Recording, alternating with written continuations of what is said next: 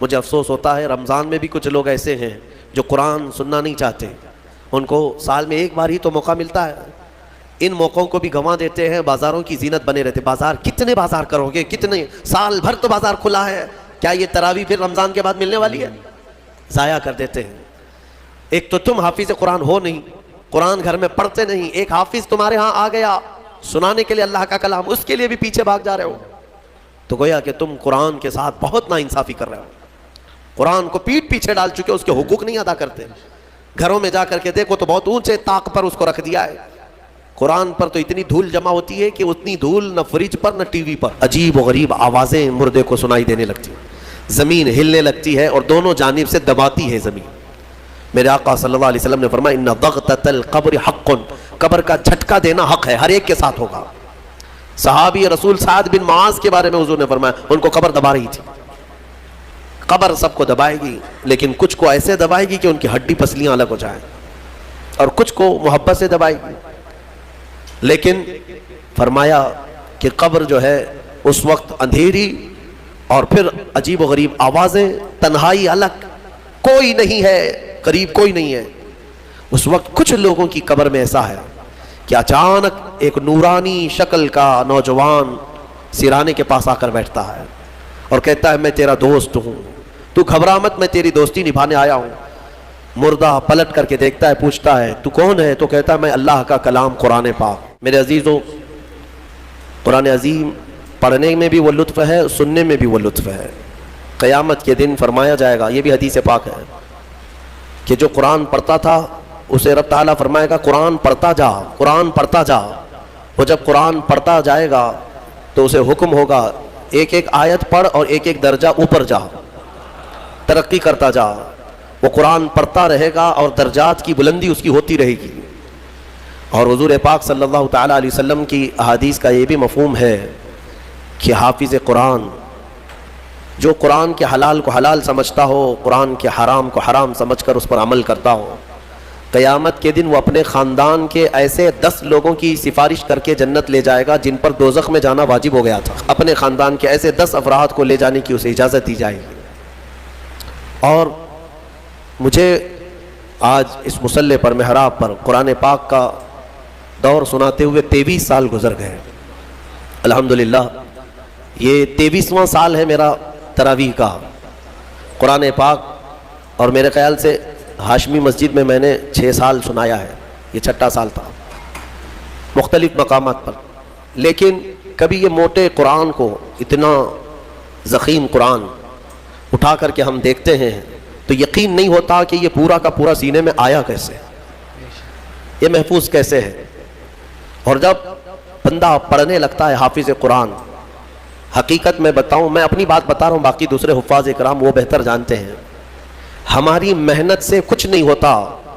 جب پڑھنے کے لیے وہ کھڑا ہو جاتا ہے تو من جانب اللہ، خود اللہ تعالیٰ اس کی مدد فرماتا ہے۔ اگر اللہ رب العزت دروازے نہ کھولے تو وہ ایک آیت آگے نہیں بڑھ پائے گا۔ ہاں، یہ رب تبارک و تعالیٰ کی طرف سے انعام ہے، اکرام ہے۔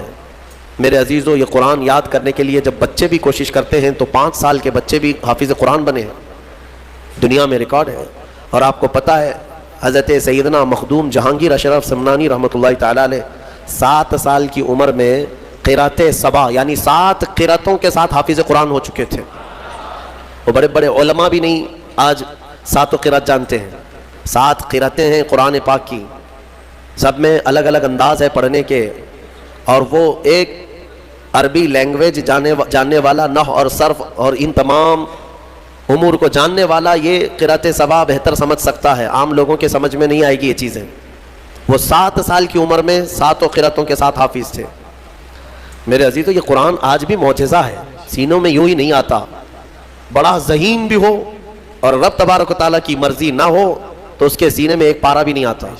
اور کبھی ہم نے دیکھا ہے بڑا کند ذہن ہے، کچھ آتا نہیں ہے، اسکول میں 0 تھا لیکن قرآن حفظ کرنے پر لگا تو پورا حافظ قرآن بنا ہے۔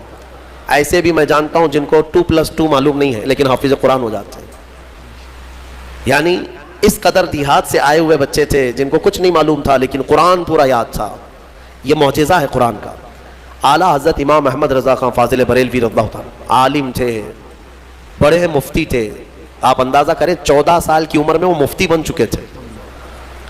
13 سال کچھ مہینے، جس دن وہ بالغ ہوئے اس دن پہلا فتویٰ انہوں نے لکھا ہے 14 سال کی عمر میں. بہترین عالم، بہترین مفتی، لیکن حافظ نہیں تھے آپ، قرآن کے حافظ نہیں تھے. کسی نے آپ کو خط میں القاب لکھا، حضرت علامہ مولانا حافظ و قاری احمد رضا خان صاحب، اس میں حافظ و قاری کا بھی لقب لگا دیا. دوسرے ہوں تو پھیل جائیں گے کہ جتنے لقب فری میں ملے اچھا ہی ہے. اعلیٰ حضرت نے دیکھا کہ میں حافظ ہوں نہیں اور لوگ مجھے حافظ سمجھ رہے ہیں.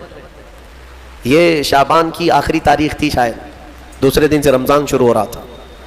آپ نے اس خط والے کے گمان کے مطابق اپنے آپ کو اتارنے کے لیے عزم کر لیا کہ اس کے خط کا جواب بعد میں لکھوں گا، حافظ قرآن پہلے بنوں گا، کیونکہ اس نے حافظ کہا ہے مجھے، حافظ قرآن کہا.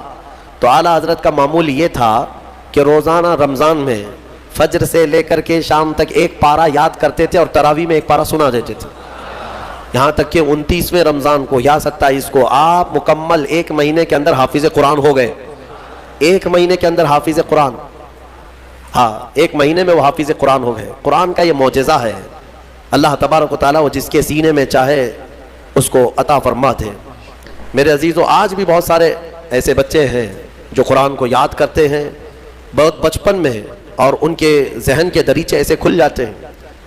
آپ نے مولانا حارث صاحب کے پیچھے بھی تراویح پڑھی ہے، یہ ہمارے بھتیجے ہیں، انہوں نے تقریباً 4.5 مہینے میں پورا حفظ قرآن کیا. الحمدللہ انہوں نے بھی ایک ریکارڈ قائم کیا تھا، اور اپنے سبق کے دوران انہوں نے 29واں پارہ 2 دن میں پورا پارہ سنایا تھا.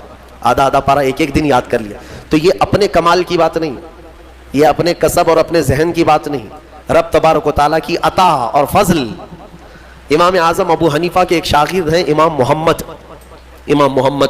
یہ چھوٹی عمر میں امام اعظم کے پاس پڑھنے کے لیے آئے، داڑھی نہیں تھی، چھوٹے تھے. تو امام اعظم ابو حنیفہ رحمۃ اللہ علیہ کے پاس بڑے بڑے ان کے جو شاگرد تھے، علماء تھے، محدثین بیٹھتے تھے. اس میں ایک چھوٹی عمر کا لڑکا آیا ہے. تو امام اعظم نے ان کو ٹال دیا کہ جاؤ بعد، لیکن شوق اتنا تھا امام محمد کا کہ وہ ہٹنے کو تیار نہیں تھے.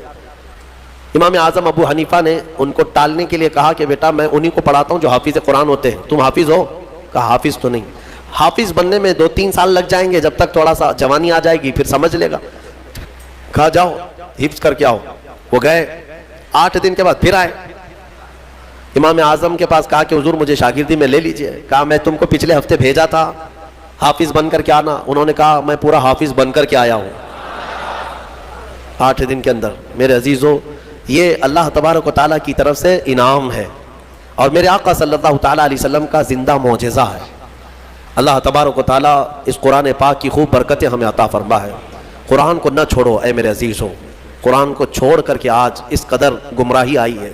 وہ زمانے میں معزز تھے مسلمان ہو کر، آج ہم خار ہیں تاریک قرآن ہو کر.